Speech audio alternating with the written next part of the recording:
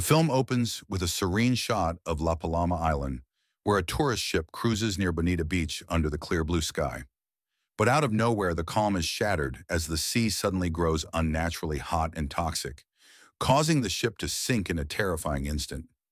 It was revealed that La Palma Island is home to an active volcano dormant since its last eruption in 1949.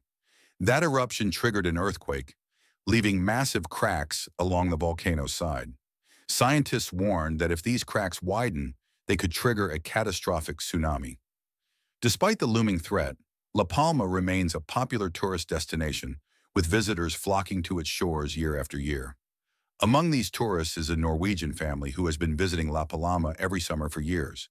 Frederick, the father, leads the family on their annual vacation, unaware that this trip will change everything. Meanwhile, the local geology institute established to monitor the island's volatile volcano buzzes with activity. Two researchers, Marie and Halker, are constantly on edge as they track the mountain's every movement. One day, Marie and Halker are deep inside a cave near La Palma's volcano, carefully examining new cracks in the rock. As they move through the eerie darkness, they notice an alarming increase in carbon dioxide levels, enough to have killed several bats. The discovery sends a chill down their spines. After gathering the data, they make their way back to the institute, a sense of urgency mounting with every step. At the institute, Marie rushes to share her findings with Alvaro, a senior researcher with years of experience. But when she explains the cracks and the rising CO2 levels, Alvaro brushes off her concerns. She insists that the signs point to an imminent eruption, but Alvaro, skeptical and dismissive, refuses to entertain her theory. Later, Halker confides in Marie, revealing a troubling truth about Alvaro's past.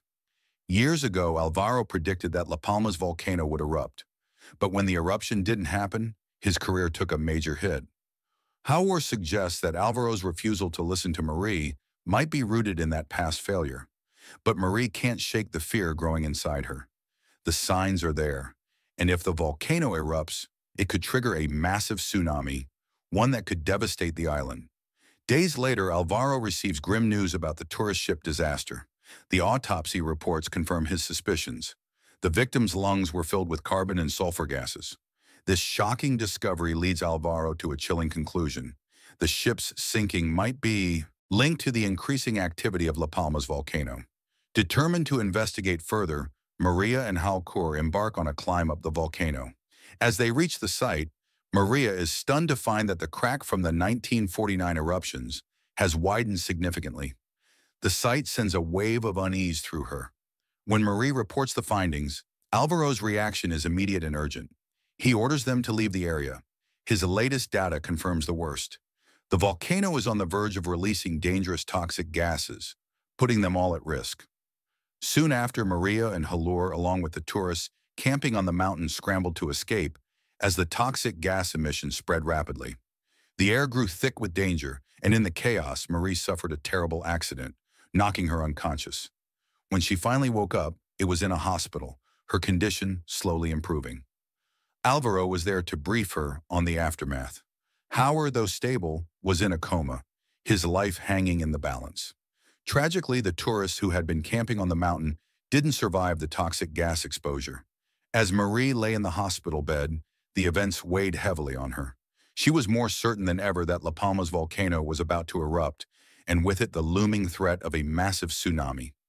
Desperate to prevent further loss, she urged Alvaro to issue an early warning, hoping to minimize the devastation. Desperate to convince Alvaro, Marie revealed a painful secret. When she and her younger brother were children, they had survived a devastating tsunami. The disaster had claimed their parents' lives, leaving them scarred by the trauma.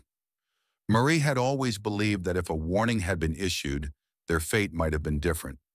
The next day, Marie and Alvaro met with a high-ranking official, urgently trying to convince him that La Palma's volcano was about to erupt. Marie pushed for a tsunami warning and the immediate deployment of evacuation teams. The risk was too great to ignore, and she knew the time to act was now. Meanwhile, Frederick and his wife, Jennifer, were caught in a heated argument. Their son, Tobias, had gone missing at the beach, and the tension was unbearable. Their eldest daughter, Sarah, felt suffocated by the conflict.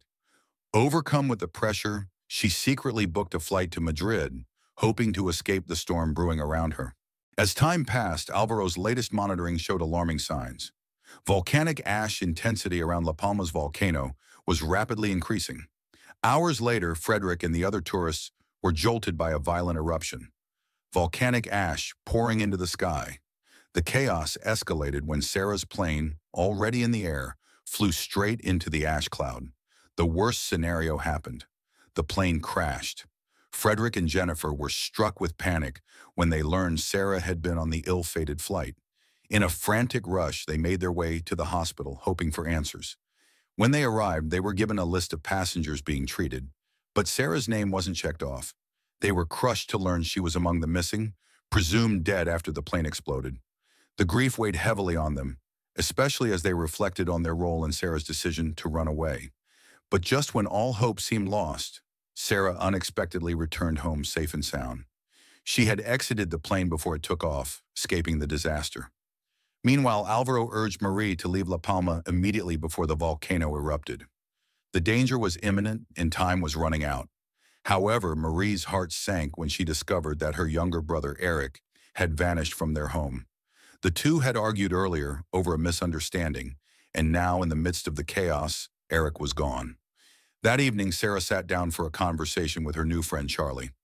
Through their talk, Sarah learned that Charlie's uplifting message was what had driven her to leave the plane before it took off. Since then, the two had grown close, sharing a bond that helped Sarah feel grounded in the midst of everything falling apart.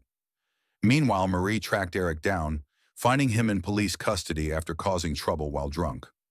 Furious, she rushed to defend him, but in the heat of the moment, she accidentally assaulted the officers. The situation spiraled and Marie was arrested for assault. Though Eric was eventually released, the tension between them remained, leaving Marie to face the consequences of her actions.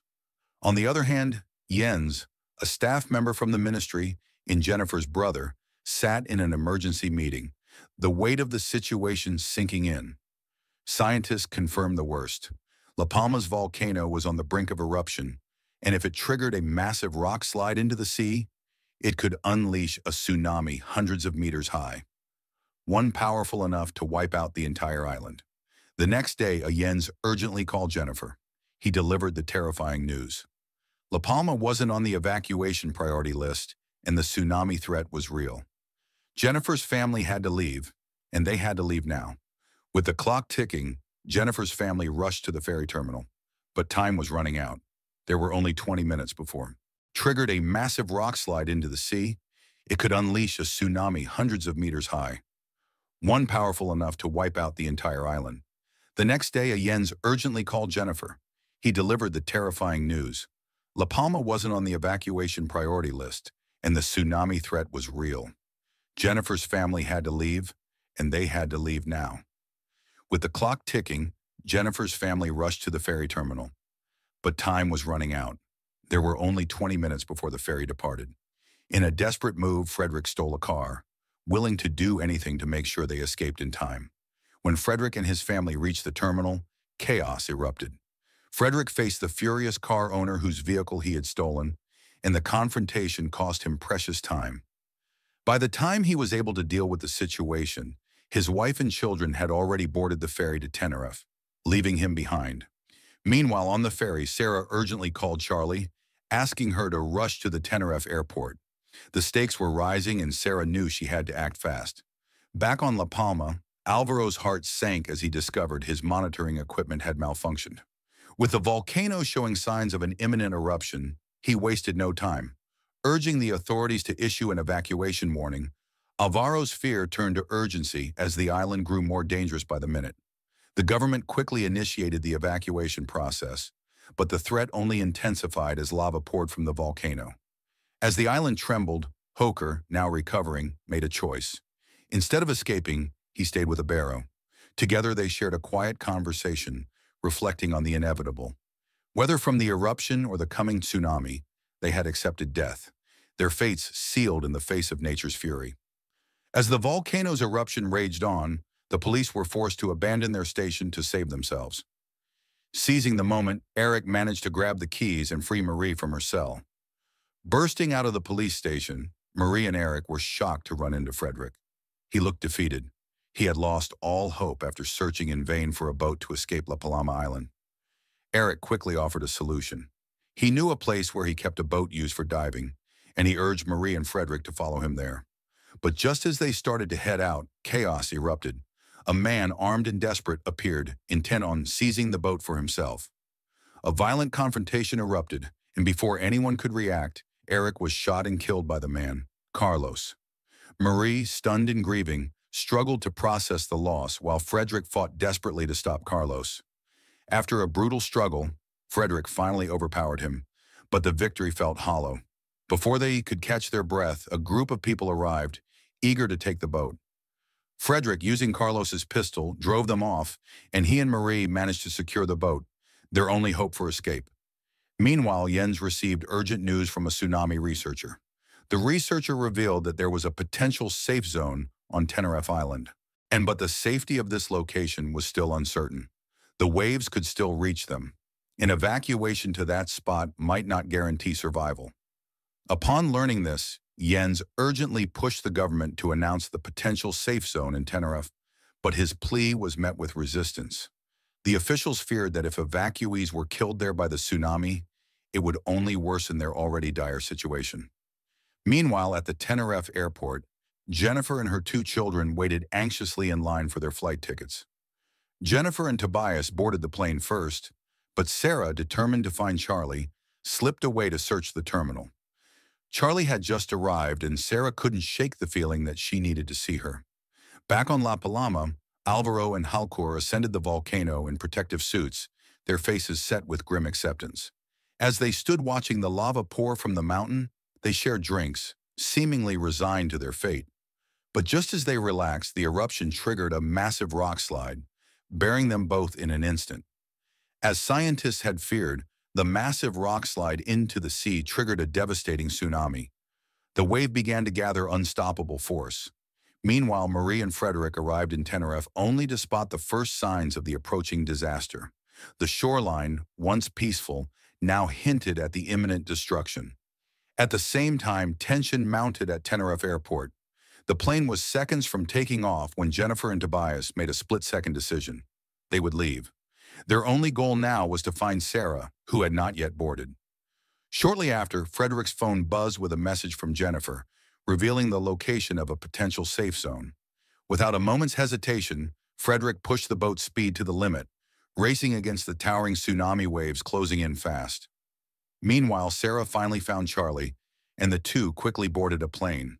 But when Sarah called Jennifer, she learned the heart-wrenching news. Her mother and Tobias were still outside, desperately searching for her. With time running out, Jennifer and Tobias made a last-minute choice. They would escape with the others no matter what. As Jennifer rushed towards safety, she saw the tsunami waves barreling toward the airport. But to her horror, the plane never took off. The massive waves hit, dragging the plane into the water, sinking it in an instant. Meanwhile, Marie and Frederick pushed the boat to its limits, desperately trying to outrun the approaching waves. When they finally reached Tenerife Bay, relief flooded over them as the tsunami waves began to recede. But the sight that greeted them was far from peaceful.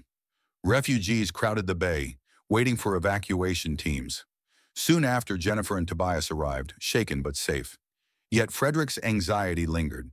Sarah was still unaccounted for. Far off, the wreckage of the plane was dragged inland by the relentless tsunami currents. Amid the chaos, Cesar regained consciousness, her breath ragged after briefly drowning. Surrounded by other survivors, she rushed to help Charlie, administering first aid as the waves continued to destroy everything in their path. As time passed, the shocking news spread. La Palma's tsunami had ravaged coastlines across West Africa, Southern Europe, and even the eastern shores of North and South America, leaving devastation in its wake. Amid the chaos, Jens received praise from his colleagues for his quick action in spreading the word about Tenerife Bay. Thanks to his efforts, hundreds were successfully evacuated. His sense of relief grew even more when he learned that Jennifer's family had made it out safely. Journey. Eventually, Sarah and Charlie arrived at Tenerife Bay by evacuation helicopter, their faces weary but alive. Frederick exhaled in relief knowing his family had survived.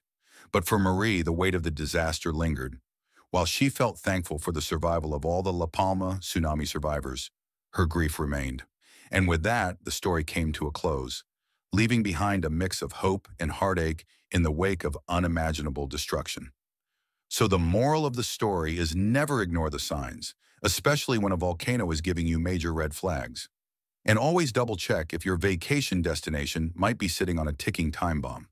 Because the beach should be about relaxation, not running from a tsunami.